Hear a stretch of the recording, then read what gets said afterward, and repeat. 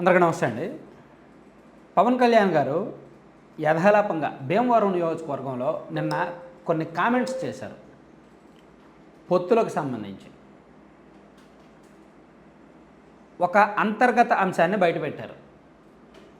పొత్తుల విషయంలో నేను నలిగిపోతున్నాను, రెండు పార్టీల మధ్య నేను నలిగిపోతున్నాను, బీజేపీ పెద్దల చేత నేను చివాట్లు తిన్నాను అని అన్నారు. సో ఎందుకు ఆయన ఆ మాట అన్నారు అంటే ఖచ్చితంగా ఒక రీజన్ ఉంది. ఖచ్చితంగా 100% ఆయన మాటలను మనం యాక్సెప్ట్ చేయాల్సిందే, నమ్మాల్సిందే.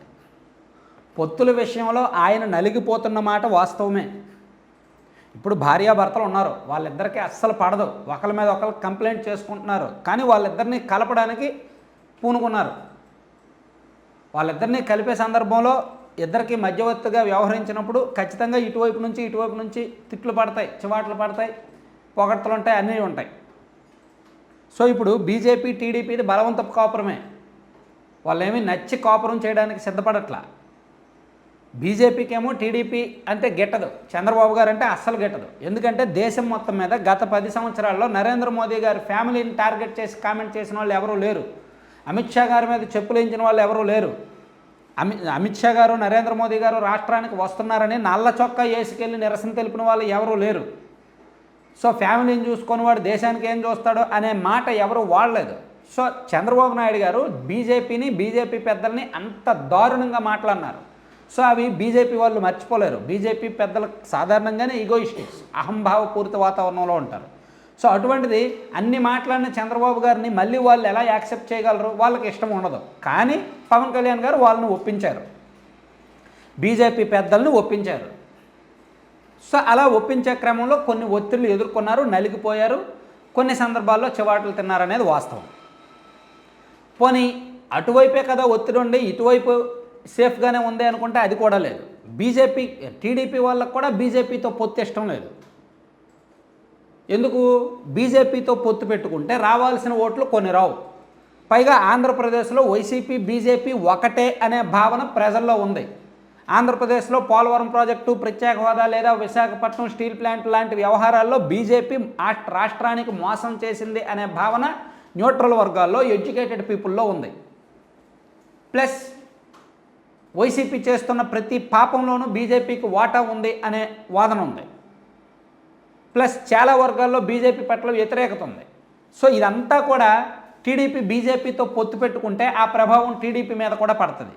సో అందుకు చంద్రబాబు గారికి కూడా బీజేపీతో పొత్తు ఇష్టం లేదు. కానీ పవన్ కళ్యాణ్ గారు ఒప్పించారు. ఎందుకు?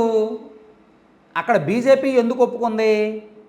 సర్లే రాష్ట్రంలో గెలవచ్చు, ఎలాగ టీడీపీ జనసేన కూటమి అధికారంలోకి వచ్చే అవకాశం ఉంది కదా, సో వాళ్ళతో పొత్తు పెట్టుకుందాం, మనకి ఎన్డీఏ కూటమిలో ఉంటారు కదా అనే ఉద్దేశంతో బీజేపీ ఒప్పుకుంది. ప్రజలు అటే మొగ్గు చూపుతున్నారు కదా అని. మరి చంద్రబాబు గారు ఎందుకు ఒప్పుకున్నారు?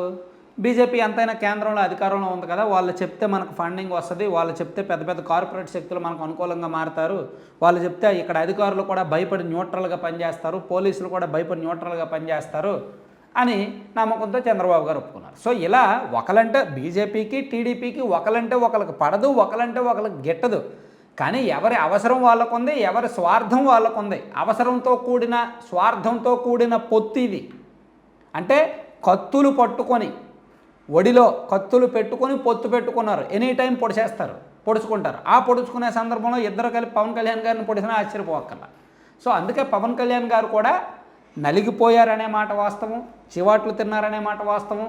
రాజకీయంగా ఆయన చాలా మెచ్యూరిటీ చూపించారు. ఇక్కడ కేవలం రాష్ట్రంలో జగన్మోహన్ రెడ్డి గారు ఓడిపోవాలి, వైసీపీ పార్టీ దిగిపోవాలి, ఆ ఒక్క లక్ష్యంతో పవన్ కళ్యాణ్ గారు చాలా రిస్క్ చేశారు, చాలా లాబింగ్ నడిపారు, చాలా ఇంటర్నల్ పాలిటిక్స్ చేశారు, చాలా పెద్ద వ్యూహరచన చేశారు.